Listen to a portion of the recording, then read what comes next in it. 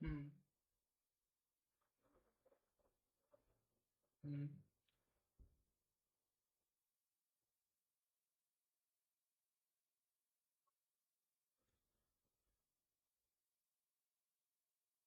दिख रहा है आप लोग को? तो अभी तक जो हमने पढ़ा तो देखा था कि ऋग प्रातिशाख्य क्या है ना? और वो किस वेदांग के अंतर्गत आता है प्रातिशाख्य ग्रंथ। प्रातिशाख्य ग्रंथ का नामकरण कैसे पड़ा, उसका क्या लक्षण है? हाँ हाँ, पूछिए पूछिए।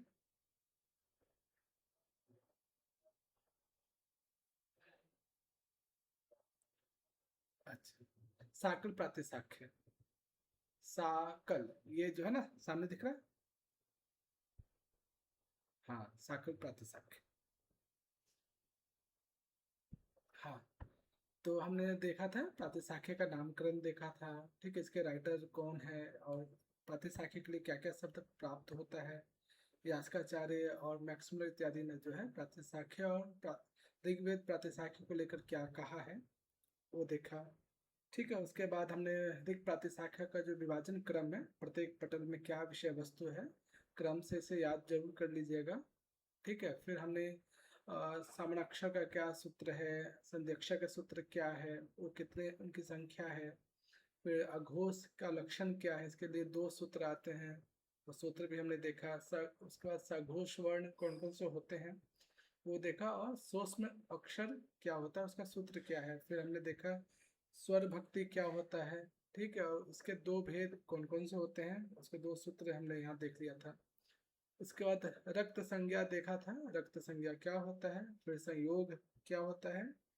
फिर यम संज्ञा क्या होता है, उसका सूत्र क्या है, उनकी संख्या टोटल कितनी है, उन 20 यम संख्या संज्ञा को जो है या अक्षर को कितने भागों में बांटा जा सकता है वो देखा था। फिर ऋग प्रातिशाख्य का के अनुसार प्रगृह्य संज्ञा क्या होती है, उसके अतिरिक्त पाणिनीय अष्टाध्यायी में जो है प्रगृह्य संज्ञा संबंधित कितने सूत्र हमने देखा। तो ठीक है, उसके बाद आज हम लोग पढ़ेंगे रिफित संज्ञा, बहुत ही सिंपल, और इसमें थोड़ा बहुत आपको एक्स्ट्रा याद करना होगा। ठीक है, तो ऐसे कौन कौन सा शब्द है जो रिफित संज्ञा कहलाती है। ठीक है, तो कुछ सूत्र हैं इस पे, लगभग 18-19 सूत्र हैं बच्चा। लेकिन बहुत इजी है और ज़्यादा आपको उसमें परेशानी वाली बात नहीं होगी इसमें। तो रिफित संज्ञा संबंधी जो पहला सूत्र है, कौन पढ़ेंगे इसे?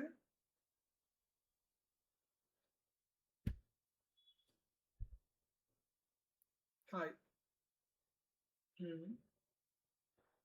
हाँ बच्चा, अब देखो रिफित संज्ञा को समझने से पहले हमें नामी स्वर क्या होता है, ठीक है, ये जानना होगा।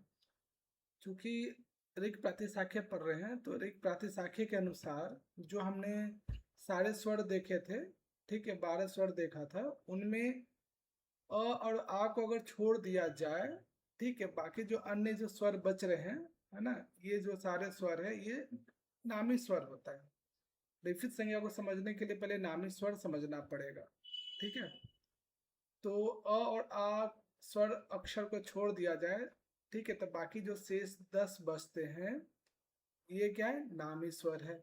ठीक है, तो रिफित संज्ञा होने के लिए कहते हैं कि भैया उष्मा, यानी जो उष्म वर्ण हो, उसमें वर्ण हमने देखा था पहले भी, ऋग प्रातिशाख्य के अनुसार उसमें वर्णों की संख्या टोटल 8 है। ये क्रम याद रखेंगे जरूर। ठीक है, तो उष्म वर्णों में जो पंचम अक्षर है, पंचम अक्षर क्या है बच्चा इसमें?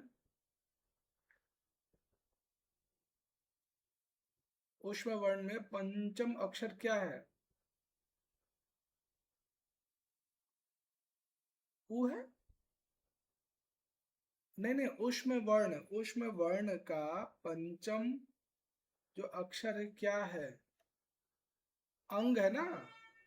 तो इस, हाँ, तो ये, हाँ, तो ये कह रहे हैं कि विपरीत संज्ञा उसी की होगी यदि किसी शब्द में, ठीक है, उसमें उष्म वर्ण होना चाहिए। उसमें भी कंडीशन है कि सारे उष्म वर्ण नहीं, पांचवें स्थान पे जो पांचवा स्थान अंग है वो अक्षर होना चाहिए।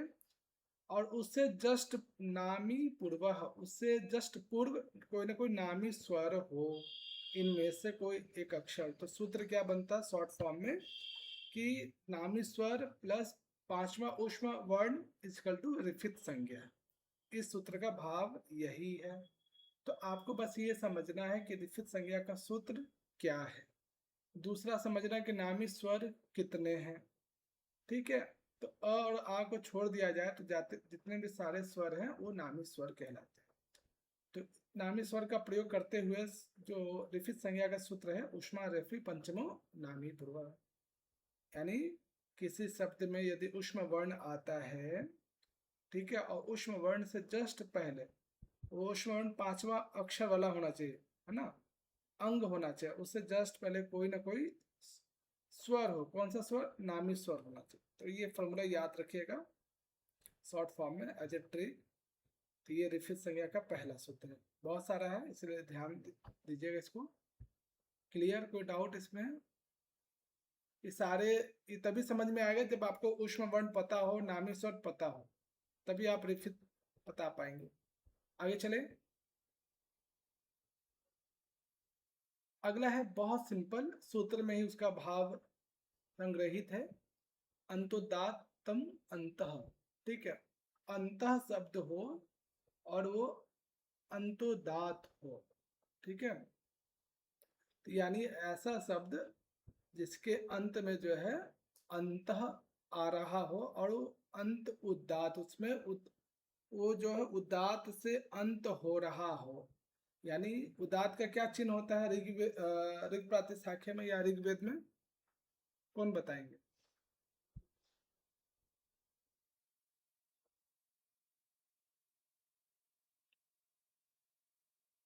हम्म।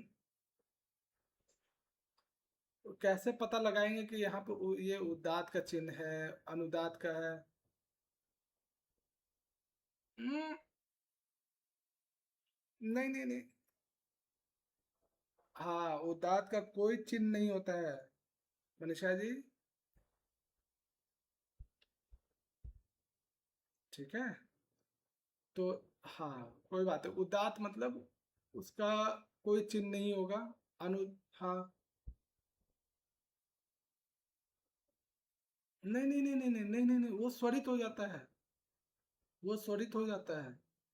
जो खरीफ देखा आप,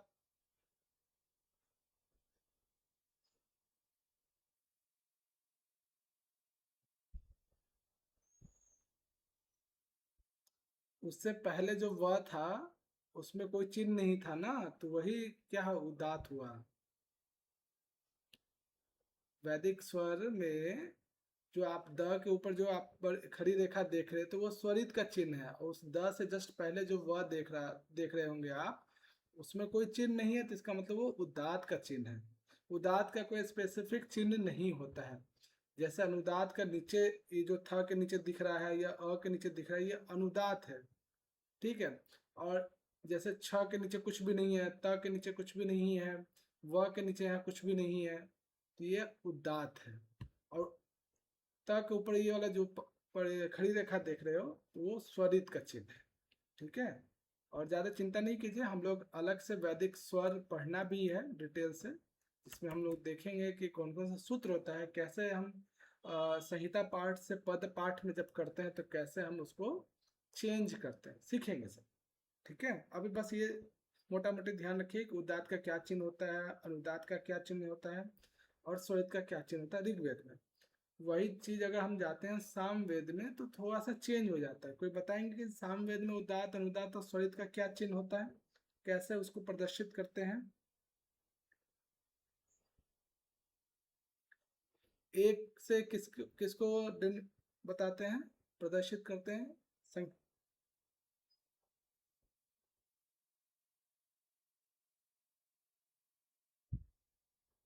हाँ,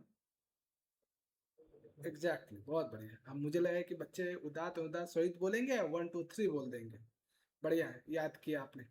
तो मोटा मोटी ये बच्चे इस सूत्र का मतलब ये है कि अंतः शब्द हो और वो अंत उदात वाला हो, तो वो क्या हो जाता है, वो अंतः शब्द जो है रेफित हो जाता है।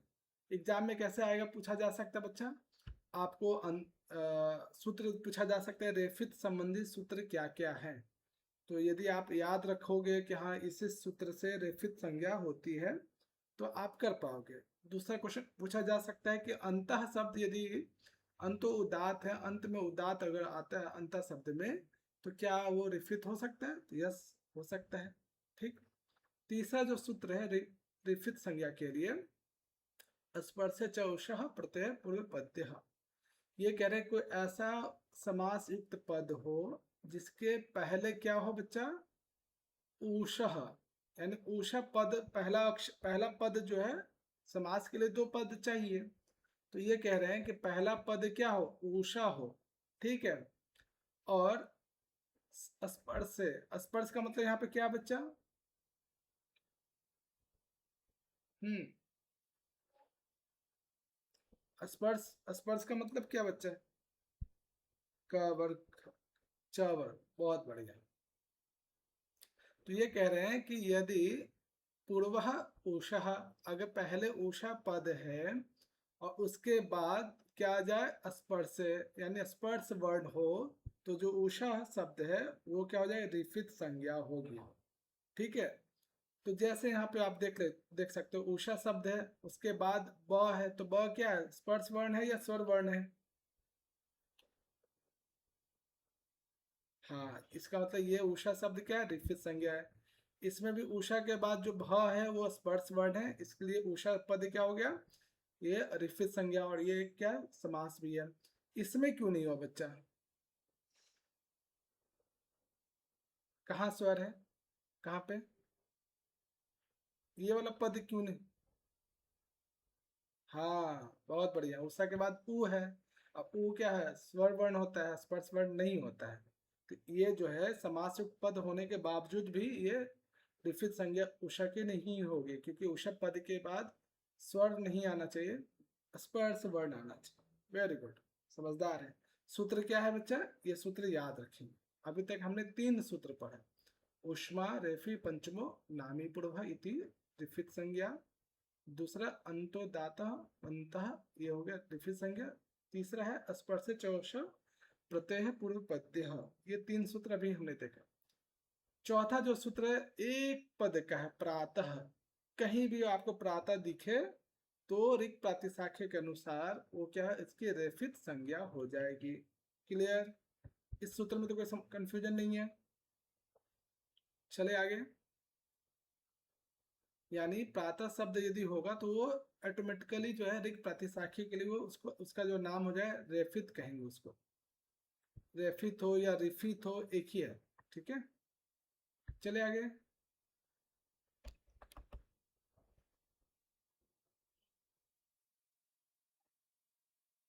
ऐसा मुझे अर्थ वगैरह तो मिला नहीं। ठीक है, अगर कुछ विशेष अर्थ मिलेगा तो मैं बताऊंगा पूछ के एक बार फिर से। ठीक है, मुझे ऐसा कोई विशेष अर्थ मिला नहीं।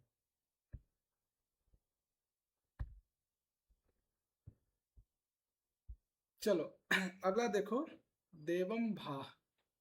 तो भा पद जो है रिफित संज्ञा होगा कब, जब पहले जो है पहला पद क्या हो, देव शब्द हो। ठीक है।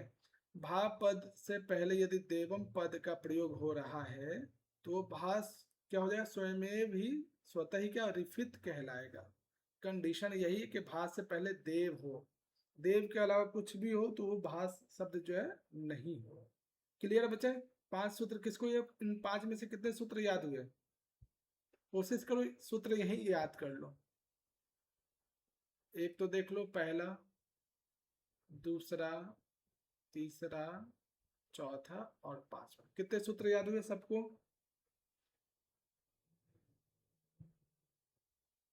किसी को एक भी सूत्र याद नहीं हुआ है?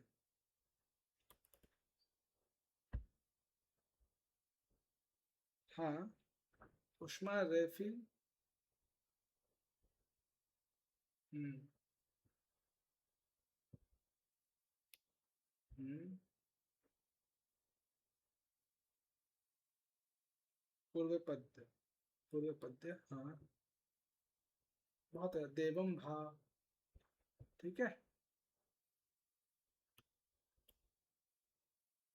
किसको पांचों सूत्र याद हो गए बिना देखे हुए?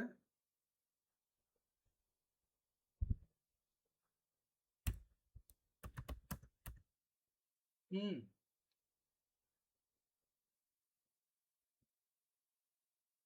चलो अगला सूत्र देख लो। वध, वध दातम।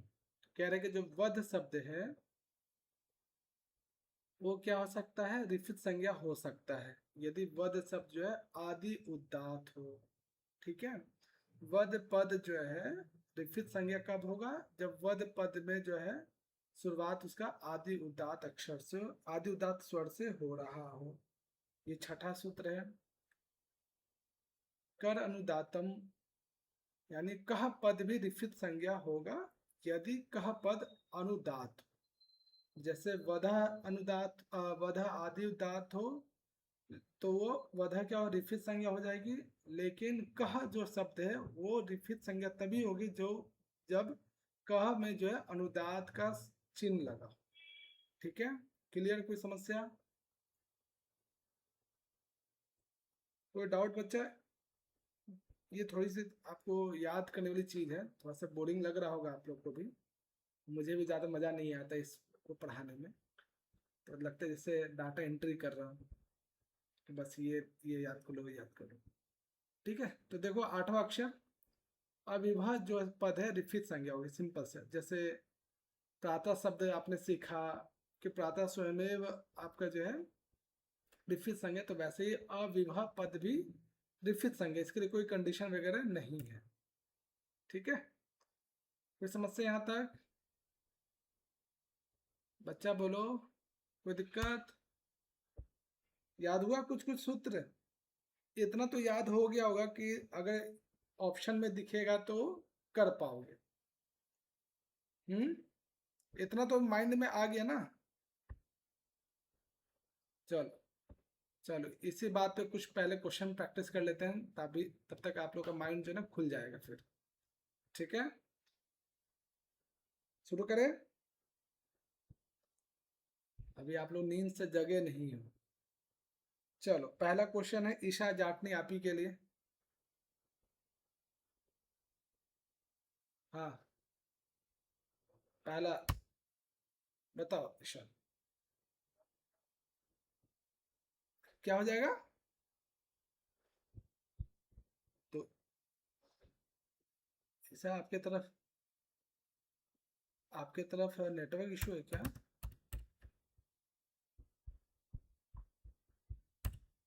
आप चैट में लिख दो कम से कम।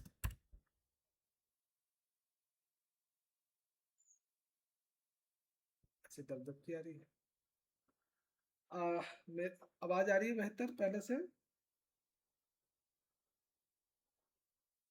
अच्छा अच्छा, शायद मनीषा जी आपके तरफ शायद नेटवर्क इशू हो सकता है। ईशा आप ना मैसेज कर दो लास्ट वाला।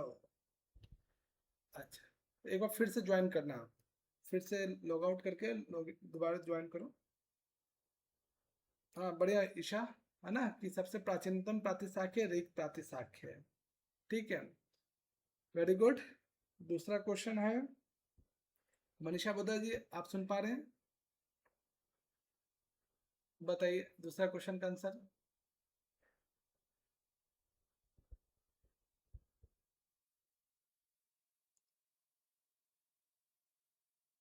बहुत अच्छा, बहुत सिंपल भी क्वेश्चन है, धीरे धीरे हार्ड होता जाएगा। बहुत बहुत बढ़िया।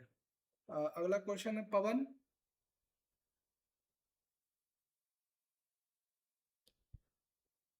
बताएं,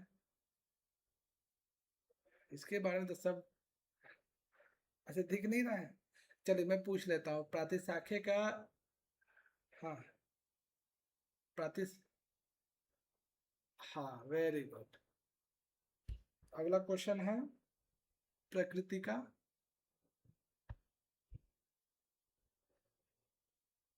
हम्म, प्रकृति का आवाज आ रही है आपको? अरे एक सूचती है। तीन या चार?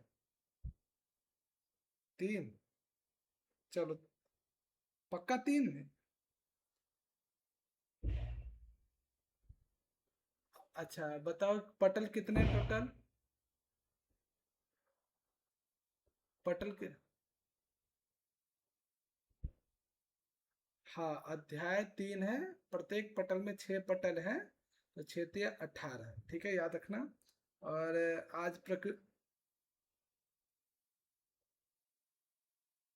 टोटल अध्याय 3 है, और प्रत्येक अध्याय में 6 पटल हैं, तो टोटल 18 पटल हैं, ठीक है। और आज प्रकृति का आपका आज बर्थडे है। चलिए, आप सभी के तरफ से आपको जन्मदिवस की ढेर सारी शुभकामनाएं आपको। तो आज आपका दिन, हाँ हाँ, यस यस, है ना, वाह वाह, क्या बात है। तो दोनों जयंती और जन्मदिवस की ढेर सारी शुभकामनाएं। तो उससे ज़्यादा अच्छे दिन पे बर्थडे हुआ है आपका, है ना। तो बधाई सभी को, तुलसीदास जी की जयंती के लिए भी, और प्रकृति का आपके बर्थडे के लिए। तो आज तो एंजॉय करने वाला चाहिए था, आज पढ़ने के लिए बैठ गए। हाँ हाँ, बात तो सही कहते हैं। बच्चे यही काम तो नहीं समझ पाते हैं कि आज तो और पढ़ना चाहिए, विशेष रूप से पढ़ना चाहिए। गुड, बहुत सुंदर। चलो, इसी बात पर आगे क्वेश्चन इससे पवन आपसे हो गया था क्वेश्चन ना, अच्छा आपसे भी हो गया। अगला अच्छा करेंगे, बहुत क्वेश्चन है, क्वेश्चंस का भरमार है आज, कम से कम 150 से ऊपर है, 110।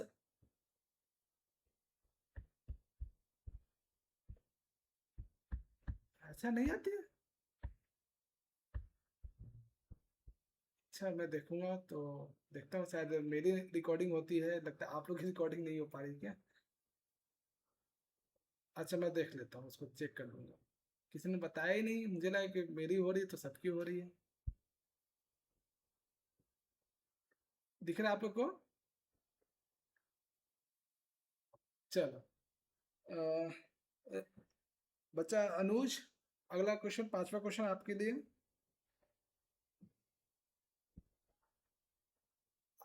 ये तो सोने पे सुहागा हो गया आपके लिए, हैं। हाँ, कि वही क्वेश्चन आ गया, बढ़िया। तो साकुल प्रातिशाख्य किसने कहा, तो मैक्स मुलर साहब ने बोला था, ठीक है, किसे बोला था, रिक प्रातिशाख्य को बोला था, बढ़िया। अब किसके हिस्से में आया इतना टफ क्वेश्चन, श्रुति मलिक, बहुत टफ क्वेश्चन आ गया आपके लिए, हैं, चलो आसान कर देते हैं, हैं। चलो बता दो, प्रथम पटल में क्या है, बस एक, क्या है, क्या क्या, क्या आएगा प्रथम पटल में। अच्छा, संज्ञा परिभाषा पटल, ओके वेरी गुड। और कोई पटल पता चल रहा है कि और किस पटल में क्या हो सकता है, कोई अंदाजा। चलो, हम्म, और इसके अलावा देख के बता रहे हो क्या, लग तो रहा है इतना कॉन्फिडेंस। ये और बता दो, पांचवा बताओ तो जरा, पांचवा बताना, षोडश से अष्टादश पटल।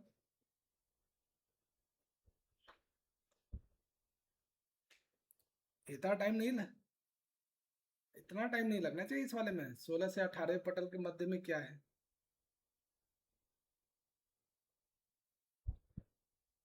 15 पटल, 16 पटल कैसे है बच्चा, अभी जस्ट मैंने बताया ना कि प्रत्येक अध्याय में 6 6 पट, 18 है ना बच्चा।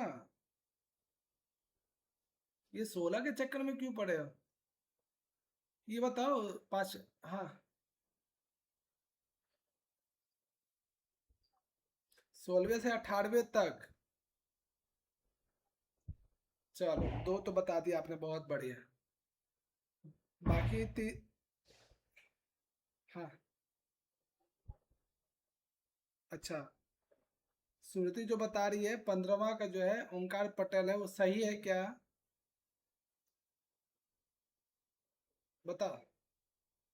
ओके। और चतुर्दश,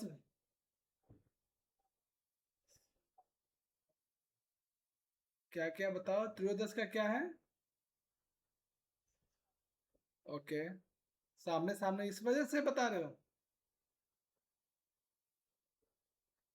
हम्म।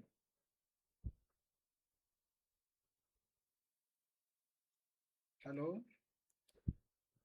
बताओ चतुर्दश पटल में क्या है फिर?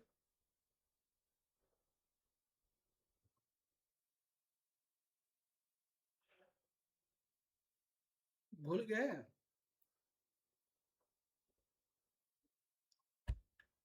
आज ही बताया था ना कि इसको याद कर लो, उस दिन भी बताया था। जितने भी पटल हैं उन पटलों में जो विषय वस्तु है ना, तो कंठस्थ कर लीजिए। तो देखिए एक बार फिर से, पहला जो पटल है वो संज्ञा, बहुत सारे जितने भी डेफिनेशंस हैं वो सब इसमें आएंगे। दूसरे वाले पटल में आपको जो है संधि या संहिता का विषय आएगा। तीसरे से नवें जो पटल है उसमें स्वर इत्यादि है ना, उदात अनुदात स्वर इत्यादि के साथ विषय इत्यादि संधि का भी इसमें वर्णन है। दसम और एकादश में क्या है, क्रम पाठ और वर्ण परिवर्तन है। द्वादश में जो है चार प्रकार के जो पद है उसकी बात की गई है। और त्रयोदश में शिक्षा पटल है। चतुर्दश में उच्चारण दोष है। और पंचम में ओंकार पटल है। ठीक है, याद रख लीजिए इसको, 18 का 18 याद कर लीजिएगा। और 16वें वाले में जो है छंद पटल है, 16 से लेकर 18 तक। ठीक है, कोई समस्या यहाँ तक? हाँ, तो इसको याद कर लीजिएगा। चलो अगला क्वेश्चन। सोनिया जागलान। बहुत बहुत सिंपल आ गया। बढ़िया। ऊष्म वर्ण 8 है, क्या क्या है क्रम बताना जरा।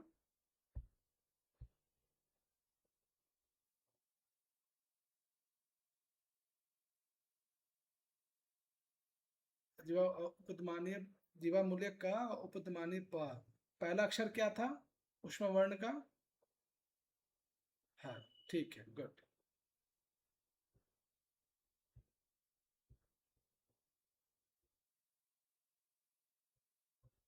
हम्म। सोनिया खत्री, बता, कौन सा है ऊष्म वर्ण क्रम?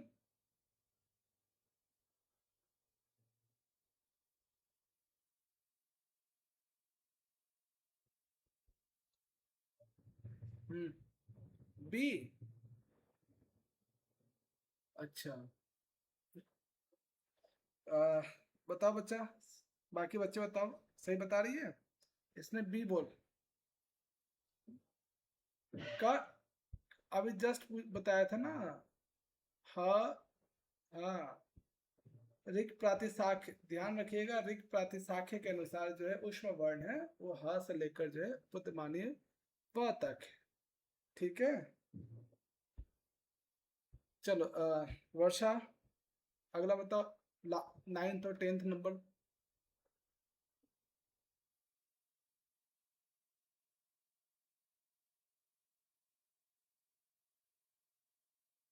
हाँ वर्षा, क्या वर्षा? हाँ बताओ, 9th और 10th।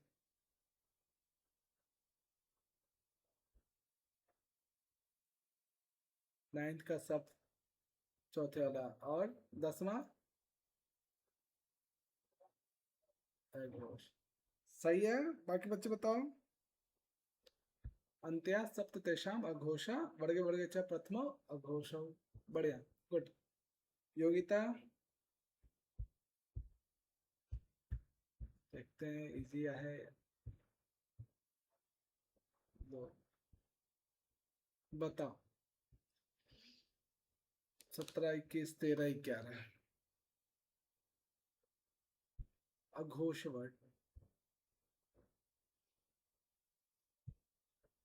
हाँ, टोटल कितनी संख्या है?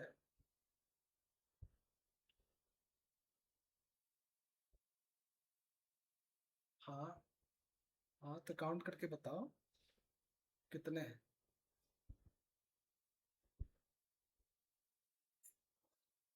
10?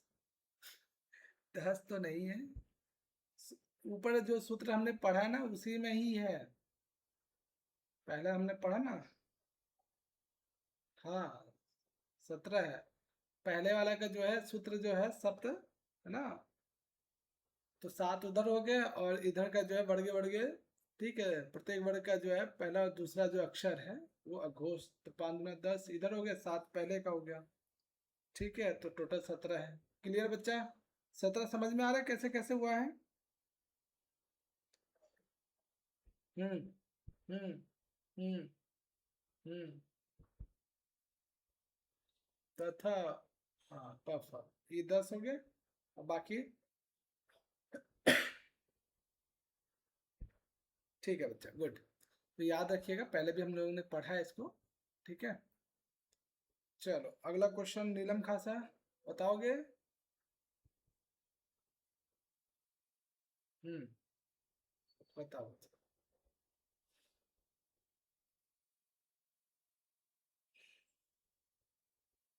युग्मो शोषमानो।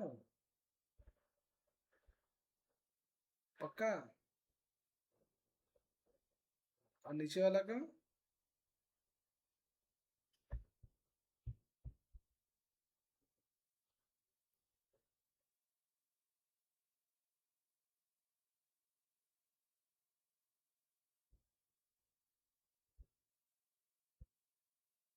अच्छा, आठ। ओके। बताओ नीलम, जो बता रही सही बता रही है?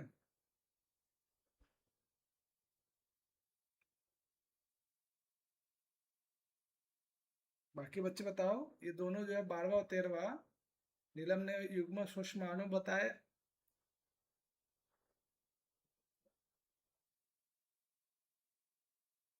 कौन कौन से बताओ?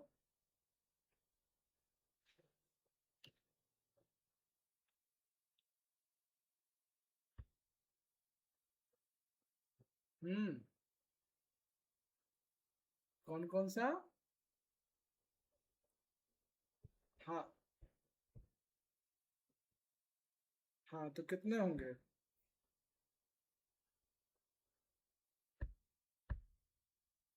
हाँ तो देखो,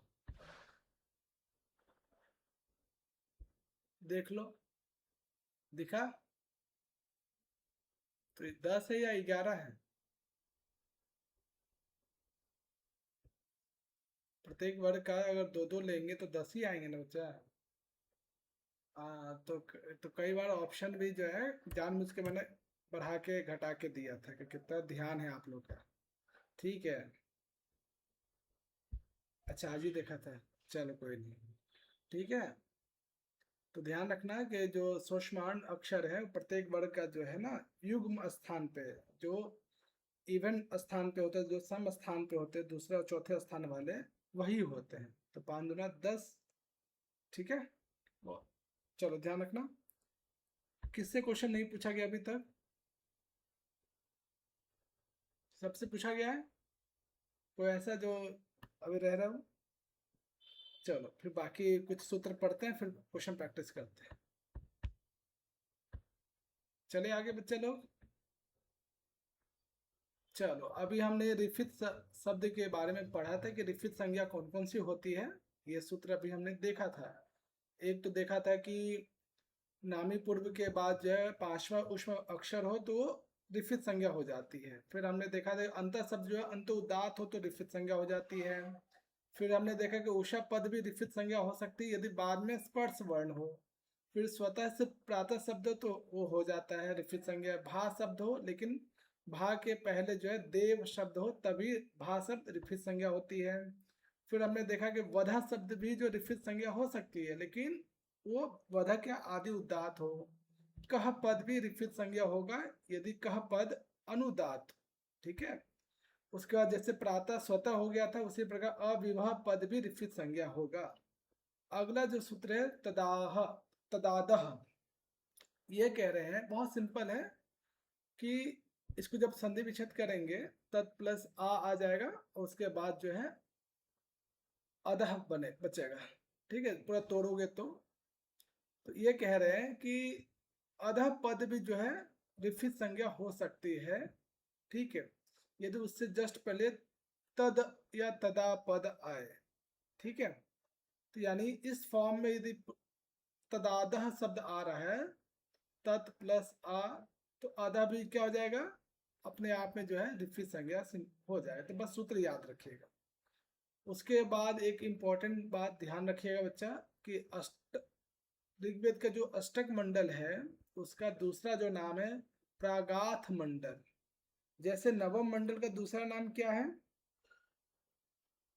कौन बताएंगे? नवम मंडल का दूसरा नाम क्या है? पवमान मंडल। क्यों है? हाँ, पवमान मंडल या सोम मंडल एक ही नाम है, ठीक है।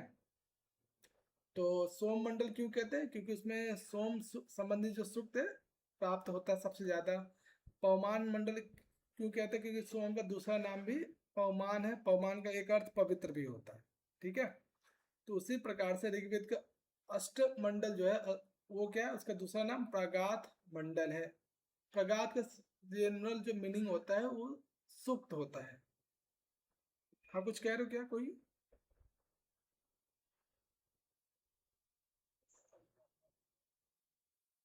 अष्टमंडल या अष्टक मंडल दोनों एक ही है, ठीक है। आठवां मंडल, एर्थ मंडल। क्या बच्चे? आपकी कट रही है। हाँ हाँ हाँ। तो देखो, ये कह रहे हैं कि यदि किसी भी सूक्त में, है ना, या किसी भी मंत्र में अस्तः पद अगर आ रहा है, ठीक, तो खास करके किस मंडल में, अष्टक मंडल जो है, आठवां जो मंडल है, उनमें जो भी सूक्त है, उन सूक्त में जो भी मंत्र है, यदि उन मंत्रों में अस्त शब्द आ रहा है तो वो अस्तः पद क्या हो गया, रिफित संज्ञा हो गया। तो कहने का मतलब ये है कि सिर्फ और सिर्फ ऋग्वेद के अष्टक मंडल में जो सूक्त प्राप्त होते हैं, यदि उन सूक्तों में अस्तः शब्द का प्रयोग है तो उनकी रिफित संज्ञा हो जाएगी। ठीक, इसमें एक क्वेश्चन आ सकता है कि इस सूत्र में प्रागाथम का तात्पर्य क्या है? चारों वेद का नाम आपको दे दिया जाएगा, ठीक है। तो क्या बोलोगे बच्चा? हाँ, तो ये ध्यान रखना। हाँ, ठीक है, गुड। उसी प्रकार से कह पद, कह पद से संबंधित हमने कोई रिफित संज्ञा का सूत्र देखा है क्या? क्या है सूत्र का नाम? हम्म, क्या क्या बोला पवन?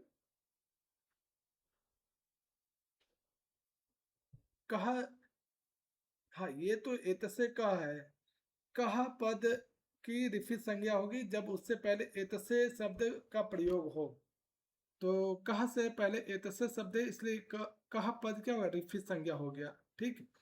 तो मैं क्वेश्चन पूछ रहा था कि कह पद से संबंधित एक और हमने रिफित संज्ञक सूत्र पढ़ा है, वो सूत्र क्या है?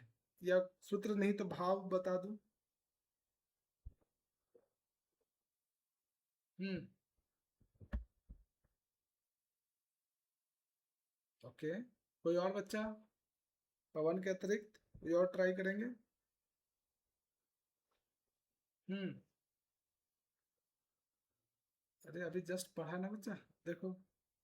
करनुदातम, कह पद अनुदात यदि हो तो कह पद रिफित संज्ञा हो जाती है, ठीक है बच्चा। उसी प्रकार से कह पद से पहले एतसे शब्द हो तो वो भी कह पद रिफित संज्ञा हो जाएगी। कोई समस्या यहाँ तक? उसी प्रकार एक और सूत्र है कह शब्द को रिफित संज्ञा करने के लिए। यदि कह पद से पहले दिव्य पद हो, एतसे हो, दिव्य हो, या फिर अपह हो, ठीक है, तो ये सब कह संज्ञक पद को रिफित करने का कंडीशन है। कह शब्द रिफित संज्ञा कब कब हो सकता है? बहुत अच्छा क्वेश्चन बन सकता है। आपको सूत्र दे दिया जाएगा। अब पूछा जा सकता है कि इनमें से कौन जो है क पद को रिफित संज्ञा नहीं करता है या नहीं होता है, ठीक है। एक तो अपस्का है, एक दिव्य का है, इतसे का है, ठीक है। एक चौथा आपको कोई अन्य दे देगा। पूछा जा सकता है कि किससे नहीं होता है। अगर तीनों याद होगा कि कह पद किस पद के होने से कह पद रिफित संज्ञा होता है, एक तो अपा पद हो, या दिव्य पद हो या एतस्य पद हो, तभी जाके कह पद जो है क्या होगा, रिफित संज्ञा होगा, अन्यथा नहीं होगा। क्लियर? अच्छा क्वेश्चन यहाँ पे बना सकते हैं अगर एग्जामिनर को थोड़ा सा भी ध्यान जाएगा कि 3 लगातार सूत्र हैं यहाँ पे और तीनों जो है कह पद को रिफित संज्ञा करता है। कह तभी होगा जब उनसे पूर्व जो है एतसे हो या दिव्य हो या अपह हो। क्लियर? कोई समस्या? चलो, अतसा पद, जैसे प्रातः आपने देखा कि प्रातः शब्द जो है स्वयमेव रिफित संज्ञा हो जाती है, उसी प्रकार अतसा शब्द भी रिफित संज्ञा है। इसका इसके लिए कोई कंडीशन वगैरह प्रयोग उन्होंने नहीं किया है। चलो अगला सूत्र कौन पढ़ेंगे?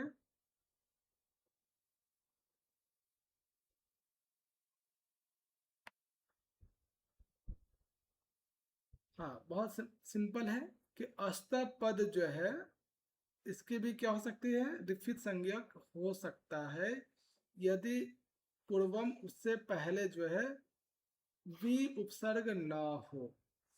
ठीक है, अस्त पद जो है रिफित संज्ञा होने के लिए कंडीशन बता रहे हैं कि किसी पद के में अगर अस्त पद आ रहा है, उस अस्त से पहले वी उपसर्ग ना हो, वी के अलावा कोई सा भी उपसर्ग हो, कोई सा भी अक्षर हो, काम चल जाएगा। ठीक है, बस वी उपसर्ग ना हो तो ऐसे अस्त पद जो है रिफित संज्ञा हो जाएगा। उसी प्रकार से जो स्वपद है, ठीक है, तो ये देखो, इस वाले में देखो, दिख रहा है यहाँ पे, तो इसमें अस्तपद संधि विच्छेद करके निकालो। हाँ, वी कैसे आएगा? संधि विच्छेद करो, कोशिश करो, बहुत सिंपल है। वित्रम प्लस अस्ता प्लस देवस्य है ना। तो अस्ता से पहले क्या हो, वी उपसर्ग ना हो बस। तो अस्ता से पहले हम देखेंगे तो क्या है, म हलंत है, या उससे पहले भी देखेंगे तो त्र है, उससे भी पहले देखेंगे तो व्री है। तो वी नहीं होना चाहिए, वी उपसर्ग नहीं होना। तो इसका मतलब ये जो अस्तप पद है इस मंत्र में, तो ये इसकी रिफित संज्ञा हो सकती है। क्लियर?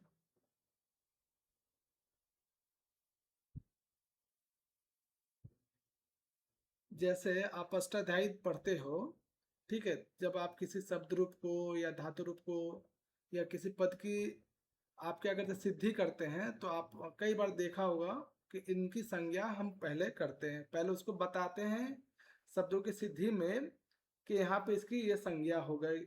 ठीक है, इत संज्ञा कर दिया, ठीक है, या अन्य संज्ञा कर दे। तो संज्ञा करने के पीछे का रीजन ये है कि हम उसको फिक्स करते हैं, इसका नामकरण देते हैं। मोटा मोटी अभी ये समझिए।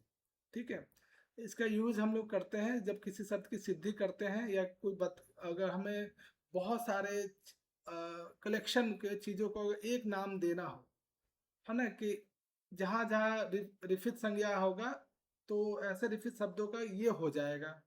तो हम अब ऐसा तो नहीं करेंगे एक एक रिफित संज्ञा हम काउंट करेंगे, है ना, पूरा कंबाइंड फॉर्म में यदि एक ही नाम दे दिया जाए, जैसे स्टूडेंट कहने से सारे विद्यार्थी आ जाते हैं। ठीक है, ऐसा तो नहीं है कि एक एक विद्यार्थी का नाम लेंगे कि हाँ तुम भी आओ, तुम भी आओ, तुम भी आओ। तो विद्यार्थी कहने मात्र से सारे विद्यार्थी का जो है वो हो जाता है।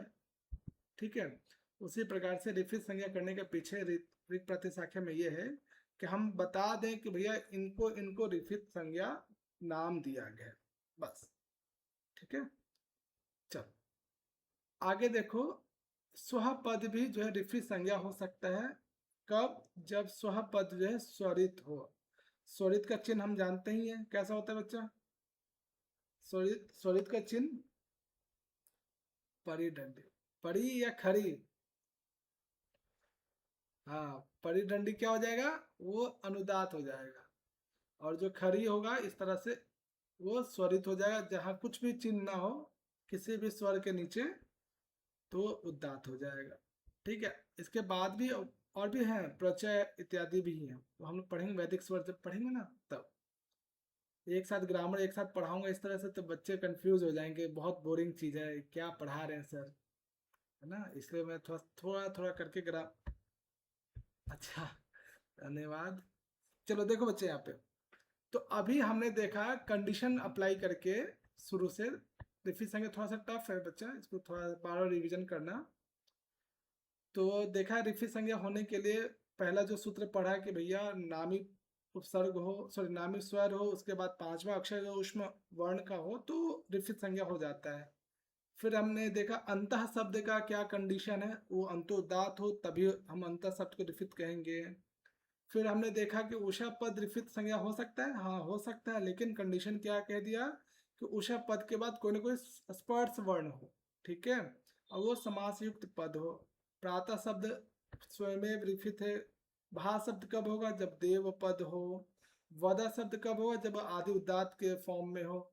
कह शब्द से संबंधित तीन सूत्र है, उसको ध्यान रखिएगा। कह कब होगा, जब कह अनुदात में हो। उसके बाद अभी स्वमेव, जैसे प्रातः है वैसे अविवाह है, स्वमेव रिफित संज्ञा, इसके लिए कोई कंडीशन नहीं है। तदादा में जो अदह पद है वो उसकी भी रिफित संज्ञा हो सकती है जब उससे पहले तत् प्लस आ इत्यादि आ जाए। स्तः पद जो है वो रिफित संज्ञा हो सकती है कब, सिर्फ और सिर्फ ऋग्वेद के अष्टक मंडल में अगर कोई सूक्त है उनमें अगर स्तः पद का प्रयोग हुआ तब उसका हो सकता है।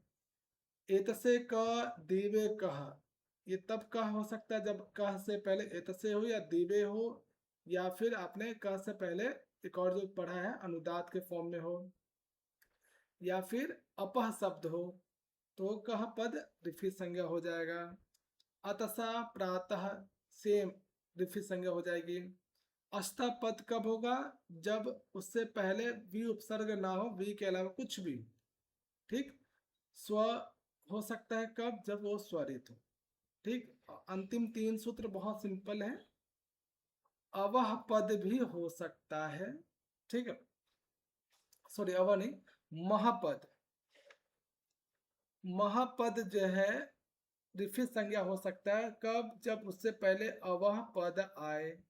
जैसे इस वाले सूत्र, इस वाले मंत्र में देखिए, महापद है, उससे पहले अवह है, संधि विच्छेद करेंगे तो इसका मतलब महापद क्या है, रिफित संज्ञा हो सकता है। ये जो नीचे आप 18वां 19वां सूत्र देख रहे हो, ये जहां जहां ये शब्द दिखेंगे ये स्वयमेव जो है रिफित संज्ञा है।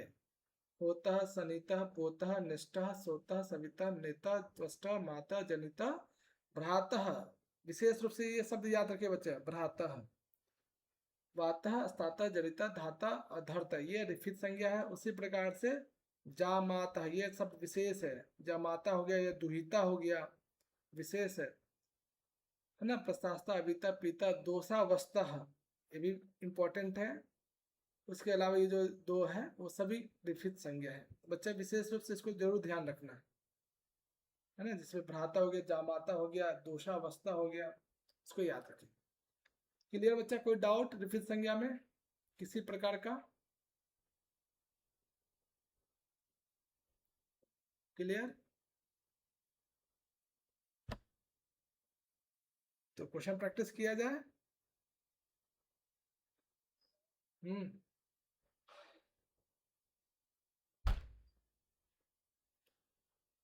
पवमान, पवमान, बच्चा ये तो मैंने उसमें बताया भी था जब हम लोग शुरुआत की क्लासेस देखा था, तो कुछ भी ऐसा तब नहीं थे आप। भारी नुक्स, भारी नुकसान हो गया, बताओ, करोड़ों का नुकसान हो गया है? चलो शुरू करें। चलो, हाँ योग्यता बताइए, 15वां क्वेश्चन। क्यों देशभक्ति नहीं होगा,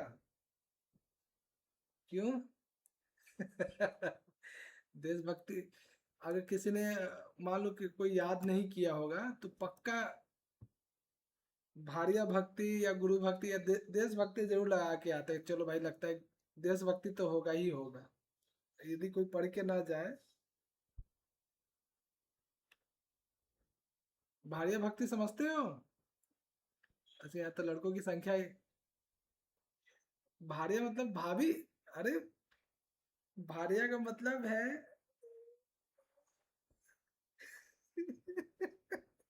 भाभी की भक्ति को किसने बोला भाभी? कौन है? ये भार्या का मतलब जो है पत्नी है, ठीक है। तो ये जो सूत्र है वो स्वर भक्ति से संबंधित है। तो योगिता ये भी बता दीजिए कि स्वर भक्ति कितने प्रकार का होता है, और नाम बता दो सिर्फ।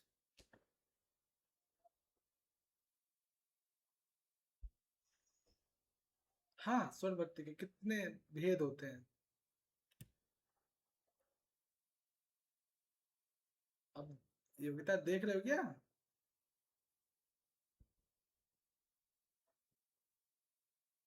अच्छा, कोई बात नहीं। लगता है भार्या भक्त। अच्छा अच्छा, चलो कोई बात। कोई बात। अच्छा अच्छा, वो भी आएगा आएगा। कोई बताएंगे बच्चा, बाकी लोगों में से कोई? स्वर भक्ति के कितने भेद हैं? कौन कौन सा? नाम बताओ।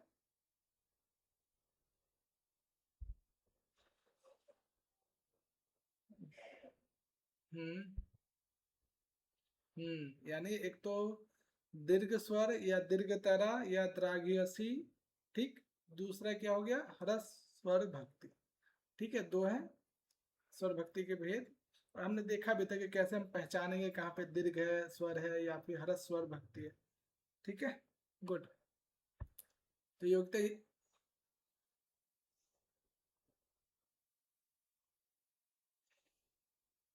नहीं नहीं, दूसरा भी रिकॉर्डिंग गया होगा, आज ही मैंने डाला है दूसरा भी। दूस, तो पढ़ना चाहिए ना, मैंने कराया है क्लास में। नहीं देखा होगा ना। ठीक है, नोट्स वगैरह तो भेजा था, उसको देख लो। अगर वीडियोस नहीं देख पाते हो तो नोट्स देख लो तो क्लियर हो जाएगा उसमें। अच्छा, कोई बात नहीं, अभी सीख जाओगे। ठीक है। देखो बच्चा, स्वर भक्ति हमने अभी देखा भी दो प्रकार का होता है और कौन कौन सा होता है। ठीक है। अगला क्वेश्चन। देख लो यहाँ पे, ध्यान से सुन लो, पता चल जाएगा। स्वर भक्ति दो प्रकार का कौन कौन सा होता है, कौन बताएंगे सामने में से?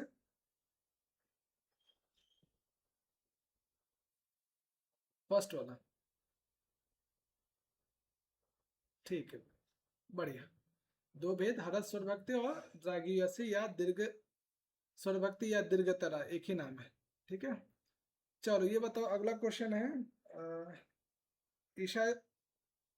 अच्छा, अर्ध अर्धवन। अरे वाह, बहुत बढ़िया ईशा। तो जो दीर्घ स्वर भक्ति है वो आधे मात्रा की होती है। ऐसा कौन सा अक्षर कह लो, है ना, या स्वर कह लो, ऐसा क्या है जो जिसकी मात्रा भी सेम है, वो भी आधे मात्रा की होती है? कहाँ पढ़ा है हमने कि उसकी मात्रा का जो समय है वो भी अर्ध मात्रा ही? रीढ़ है? नहीं नहीं, नहीं नहीं। कुछ और बताओ। उसका एक नाम भी है, व्यंजन। ठीक है, वेदांग में हमने पढ़ा भी था। चलो, दीर्घतरा या दीर्घ स्वर भक्ति का जो समय लगता है वो अर्ध मात्रा लगता है। चलो अगला क्वेश्चन है। कीर्ति बच्चा, आप बहुत कम आते हो क्लास में।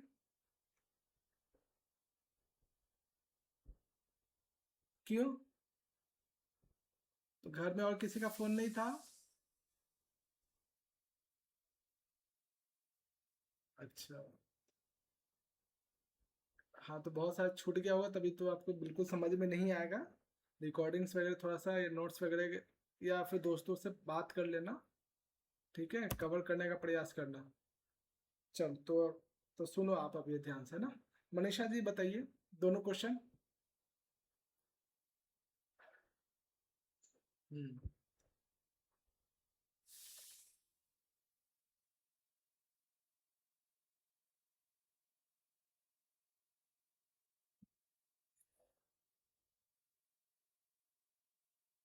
क्या हुआ मनीषा जी?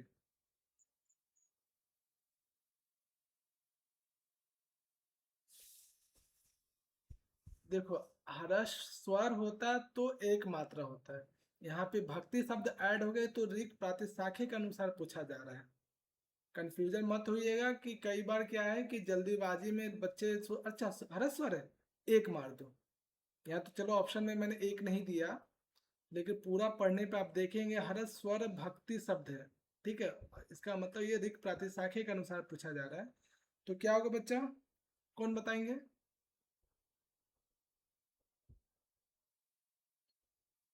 हाँ, तो मनीषा जी ध्यान रखिएगा। हाँ, अर्ध होना या इसी को वन फोर्थ कहते हैं या पाद भी कहते हैं। ठीक है, तो ध्यान रखिएगा हरस स्वर है, न कि हरस स्वर भक्ति, दोनों में अंतर है। अगर क्वेश्चन पूछा जाए कि हरस स्वर में कितनी मात्रा होती है तो एक मात्रा। अगर क्वेश्चन पूछा जाए हरस स्वर भक्ति में कितनी मात्रा, वन फोर्थ या अर्धोना या फिर पाद। ठीक है, बढ़िया। नीचे चार। ओके, कितने, 4 या 20?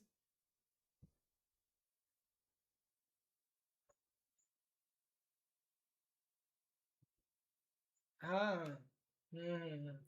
लेकिन यहाँ ऋग प्रातिशाख्य के अनुसार है, यहाँ क्वेश्चन थोड़ा सा चेंज करना पड़ेगा। ऋग प्रातिशाख्य के अनुसार यम वर्ण कितने हैं? बी, हाँ, उन 20 को कितने भागों में बांटा गया है? 4 भागों। ठीक है, चलो बढ़िया। अघोष अल्पप्राण, अघोष महाप्राण, सघोष अल्पप्राण और सघोष महाप्राण, इस तरीके से बांटा गया है। चलो अगला क्वेश्चन है, पवन। अच्छा, ये तो मैंने बता ही दिया, कितने प्रकार से बांट।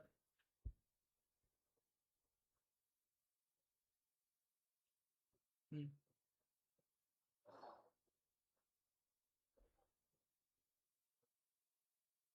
तो एग्जाम में पूछा जाए, एक्चुअली जो क्वेश्चन था अधूरा था, एग्जाम में पूछा जाए कि ऋग प्रातिशाख्य के अनुसार यम वर्ण कितने हैं, तब तो आप बताओ 20।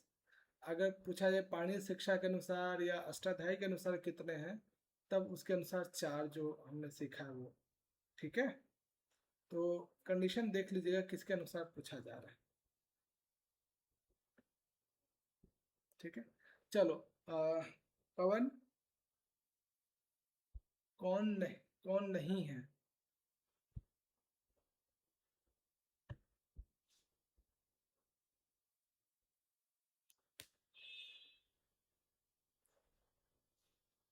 अच्छा, लास्ट वाला ये नहीं होगा तो लास्ट वाला किसका होना चाहिए? इसको देख के किसकी याद आती है?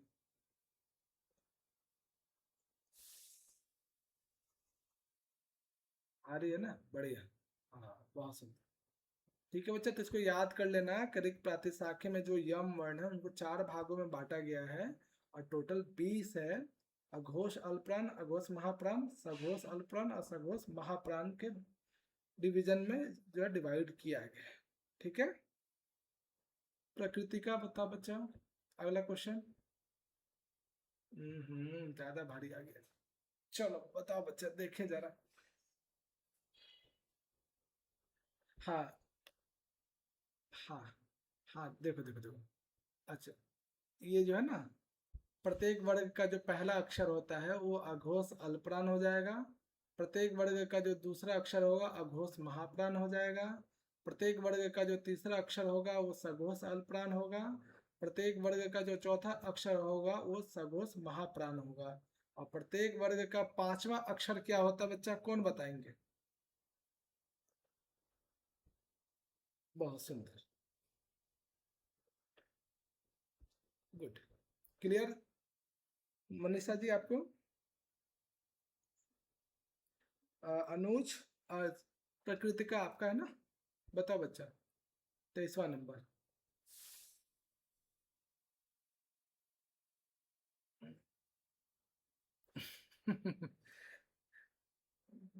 होगा।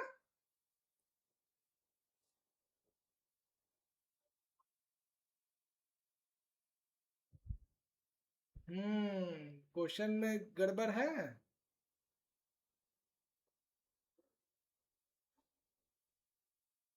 क्वेश्चन में ही गड़बड़ है, थोड़ा सा ध्यान से देखो।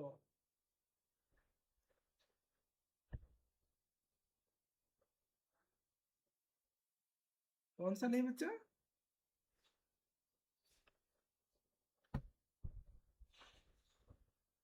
अच्छा, क्वेश्चन ही थोड़ा सा, बच्चा क्वेश्चन थोड़ा सा गड़बड़ है, क्वेश्चन थोड़ा सा।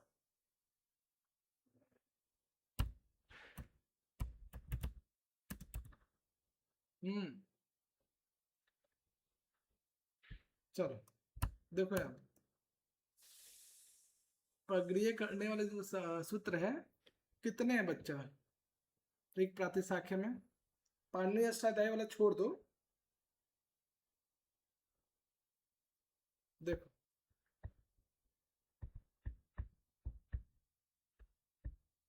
एक तो खुद का जो ऋग प्रातिशाख्य है, उनके जो संज्ञा करने वाले सूत्र है वो एक ही है।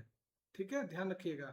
ओंकार अमृतृज प्रगृह, ये जो है सिर्फ सिर्फ ऋग प्रातिशाख्य के हैं।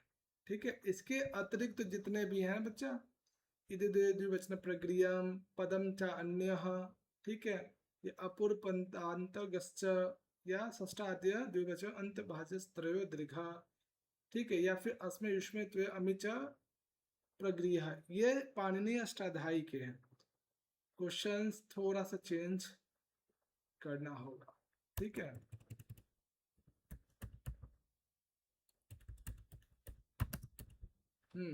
बता दो बच्चा।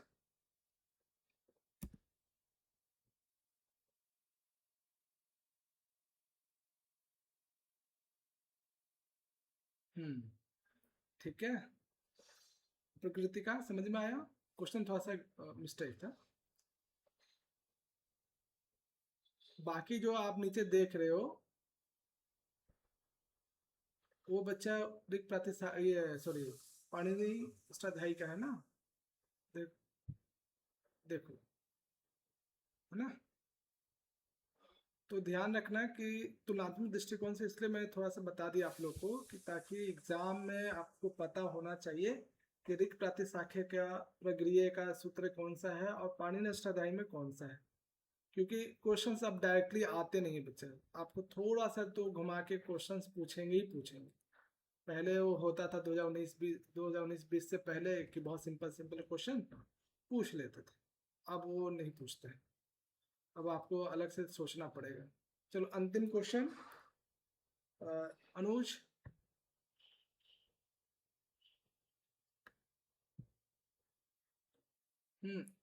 बताओ बच्चा, ये अभी जस्ट पढ़, फर्स्ट वाला, नीचे वाला क्यों नहीं हुआ?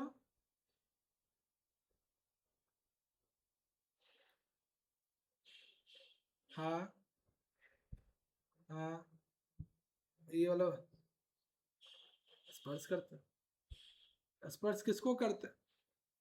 पुश, हाँ हाँ, बहुत है। अरे वाह, तो ओकार वाला क्या होगा ये बता दीजिए। ये किसका, किसके लिए, किसकी?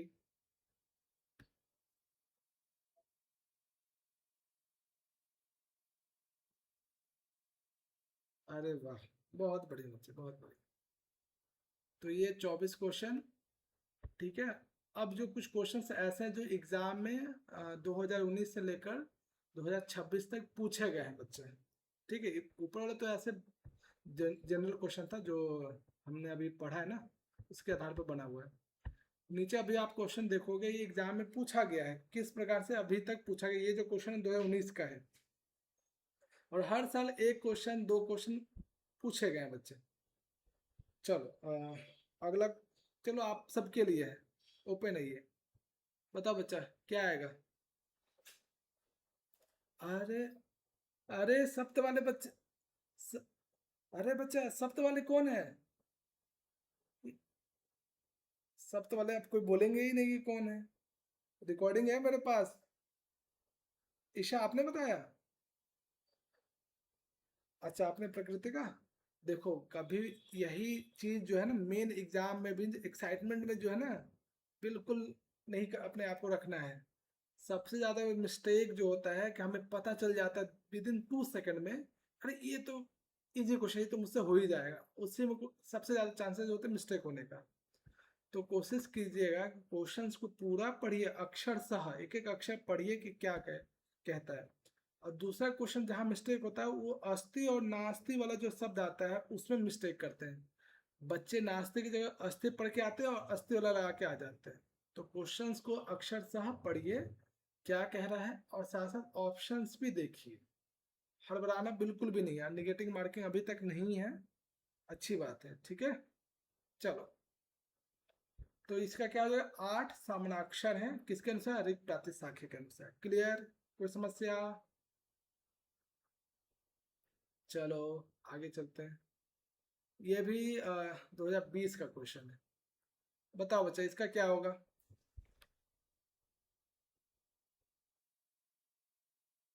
बहुत सी संध्यक्षर का बताओ, इसका सूत्र क्या है। संध्यक्षर का सूत्र क्या है ऋग प्रातिशाख्य के अनुसार।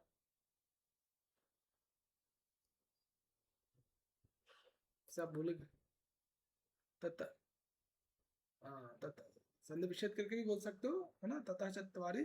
तो तथा पद किसके लिए आया है।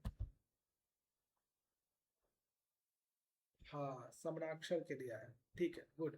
कितने होते हैं संधि अक्षर या सॉरी, संधि अक्षर की संख्या कितनी है।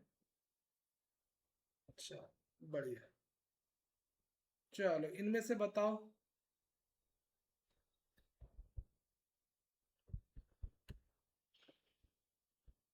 हम्म, नहीं ये पहले 25 वाला अलग है, 25 वाला भी रिपीटेशन है। तो बच्चा कौन, हाँ ये कई बार पूछ लिया गया है। तो ये जो संध्यक्षर है कौन सा आएगा बच्चा। ओ, ठीक है, वाह। अ प्लस ऊ ना बच्चे, हाँ, गुड। चलो अगला देखो बच्चे यहाँ पे। हम्म, क्या होगा यहाँ पे, ध्यान से देखना बच्चे। ओके, और यदि हम इसे पाणिनीय स्वाध्याय के अनुसार पूछे तो क्या होगा।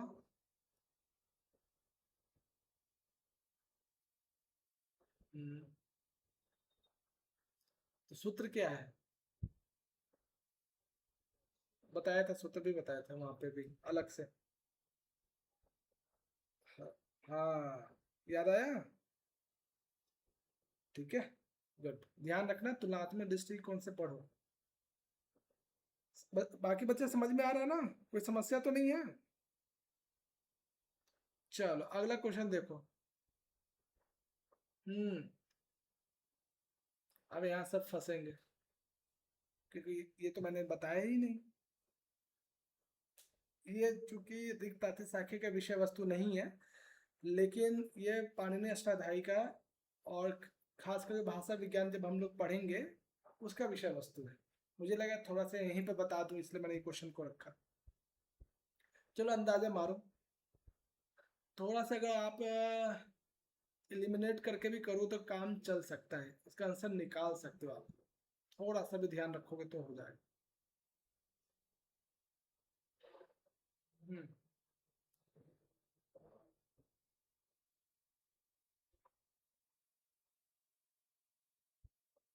सी और ई, ओके। हाँ, बाकी।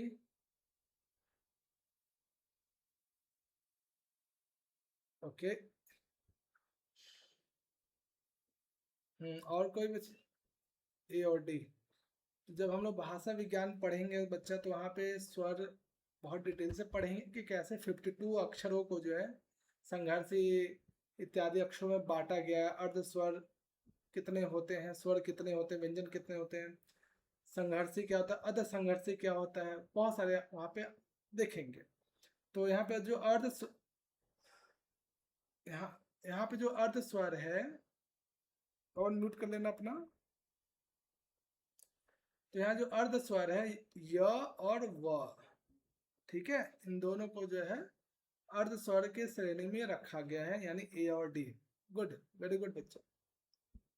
अगला क्वेश्चन देखो।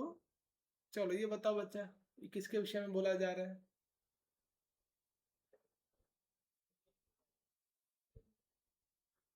Very good. अगला क्वेश्चन देखो। हम्म, सूक्ष्म संज्ञा कस्य भवते। कस्य ओंकारस्य कि ओके। बच्चा बच्चा बताओ सूक्ष्म संज्ञा का सूत्र क्या है?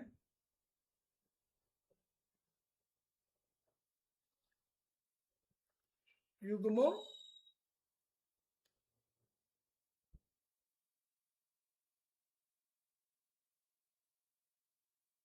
शोषमानों का जो है सूत्र हमने पढ़ा था, युग्मो शोषमानः।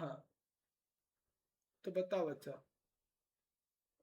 इसमें ऑप्शन दिया है या कुछ नहीं दिया? हम्म। तो शोषमानों का सूत्र हमने क्या देखा था? युग्म यानी जो सम स्थान पे हो, या तो दूसरे स्थान पे या चौथे स्थान पे। तो ये बताओ इनमें से कौन है दूसरे या चौथे स्थान वाला अक्षर? ऑप्शन। हाँ। प्रकृति का आपने वो कैसे सोचा था? फिर आपने वही मिस्टेक किया जल्दीबाजी में। सूक्ष्म के जगह उष्म आपको याद आ रहा था या कुछ और? तो 169 number total. Okay okay okay, just wait. और ये बताओ कि कोई कैटेगरी है आपके पास? ईडब्ल्यू एस कुछ भी? ईडब्ल्यू एस नहीं बन सकता था? अच्छा चलो, उस पर लास्ट में बात करेंगे, रुक जाओ, अभी कंप्लीट हो जाते करते हैं फिर करते हैं। तो जल्दीबाजी बिल्कुल मत करना सभी कोई, ठीक है? क्वेश्चंस को देखो और दिमाग जब तक क्लियर ना हो जाए कि हाँ पूरा पढ़ ना लो, एक एक अक्षर और साथ साथ ऑप्शन, तब तक जो है ऑप्शन मत चूज करना। जैसे आपने माइंड में शुरुआत में ही सोच लिया अरे ये तो इजी है, ये हो जाएगा, तो गड़बड़ होने के चांसेस वहाँ ज़्यादा है। बहुत बढ़िया बच्चे लोग। नीचे वाला बताओ बच्चा। संयोग संज्ञा कस्य भवति। बहुत सुंदर। क्लियर बच्चा? किसी को कोई डाउट तो नहीं आ रहा है, या ऐसा कुछ भी जो अभी तक हमने नहीं पढ़ा हो? सबसे है ना, उसी से आ रहा है। गुड। चलो आगे पढ़ो। उसमें मानो ना भवंती।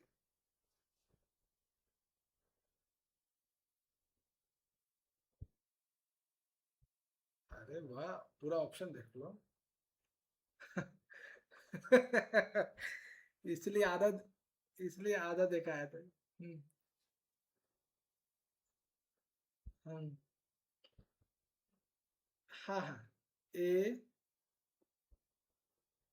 A B D. ठीक है, बढ़िया। है ना? तो हमने पढ़ा ही था कि क्या होता है क्या नहीं होता है। ठीक है, ऋग प्रातिशाख्य के अनुसार ध्यान रखिएगा। क्लियर? कुछ कोई डाउट इसमें? द्वितीय, द्वितीय चतुर्थ क्या मतलब बच्चा?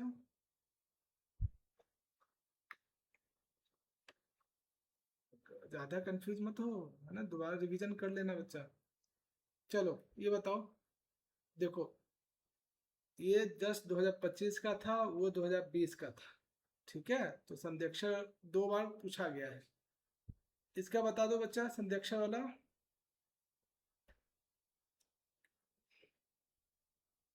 बढ़िया, बहुत सुंदर। नीचे वाला बता दो बच्चा।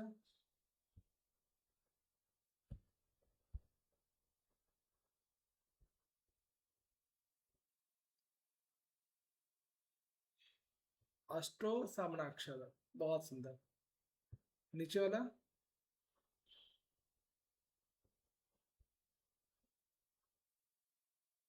हाँ, अनुनासिक संज्ञा विहिता तस्य एवं अन्य संज्ञा, यानी अनुनासिक संज्ञा को अगर छोड़ दिया जाए, ठीक है, इसका दूसरा नाम और क्या हो सकता है? तो रक्त संज्ञा।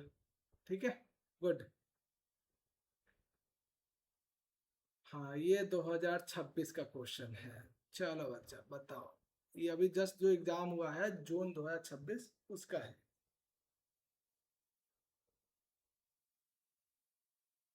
तुम ध्यान से, गड़बड़ मत करना। इसमें एक या दो सूत्र भी अगर आप कर पाओगे तो इजिली कर पाओगे।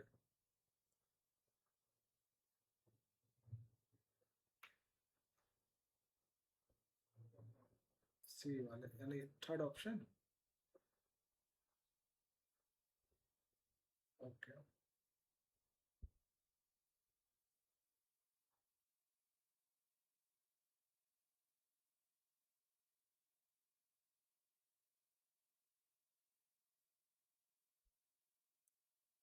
क्वेश्चंस को पढ़ो और ऑप्शंस को देखो। ठीक है। किसी का हुआ? चलो प्रकृति का जो थर्ड बोला है, प्रकृति का और ध्यान से देखो। हड़बड़ाओ मत, इस चीज को एकदम घबराना नहीं है, और इसको मेन एग्जाम में भी अप्लाई नहीं करना है।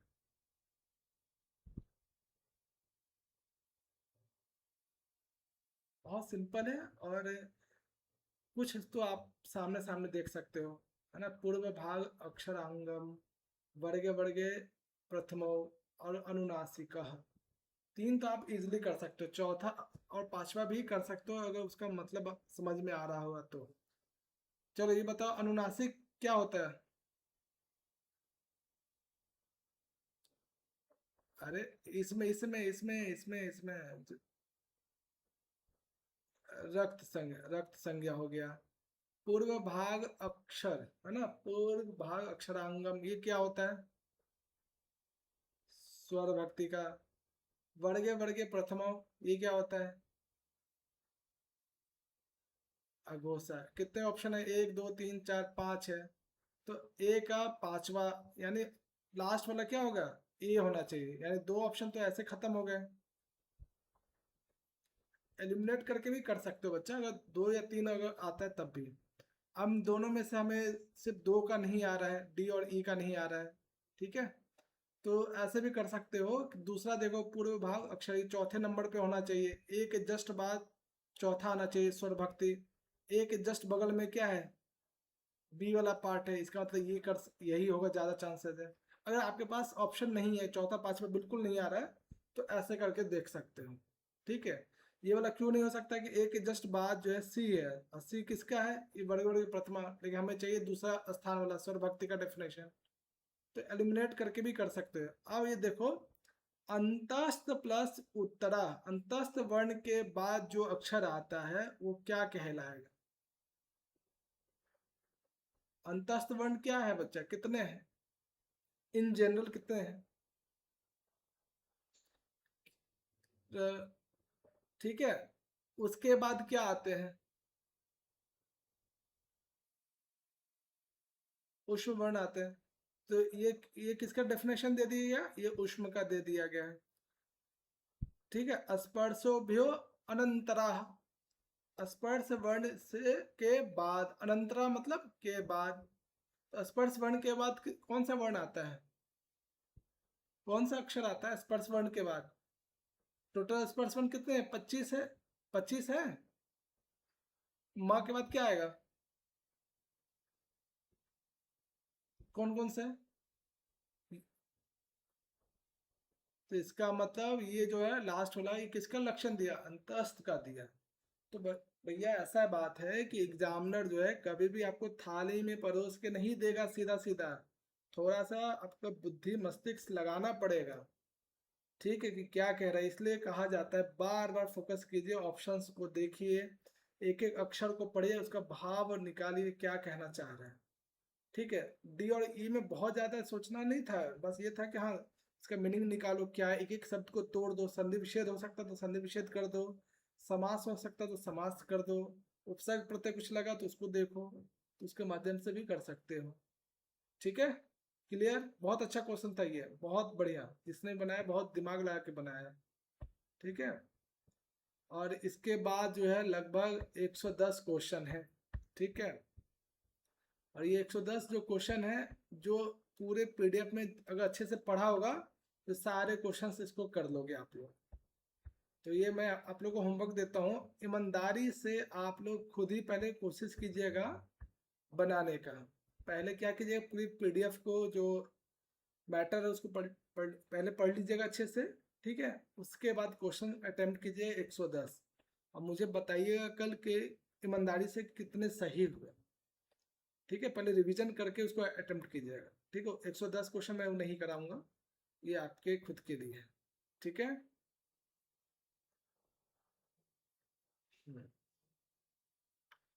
अगला जो हम लोग टॉपिक पढ़ेंगे यानी कल, वो भाष्यकार पढ़ेंगे, ठीक है। कि किस वेद पे कौन से भाष्य की रचना हुई या टीका लिखा गया, है ना। अलग अलग वेदों में प्रथम भाष्यकार कौन हुए, वो सब हम लोग कल देखेंगे। तो कल की क्लास मिस मत करना, वो भी बहुत ही इंपॉर्टेंट है। अभी बता, प्रकृति का 169 बन रहे हैं आपके ना, तो ईडब्ल्यूएस नहीं बन सकता था आपका, वैसा बहुत। हाँ बोलो। ओके, लास्ट टाइम का कट ऑफ देखा था कितना था?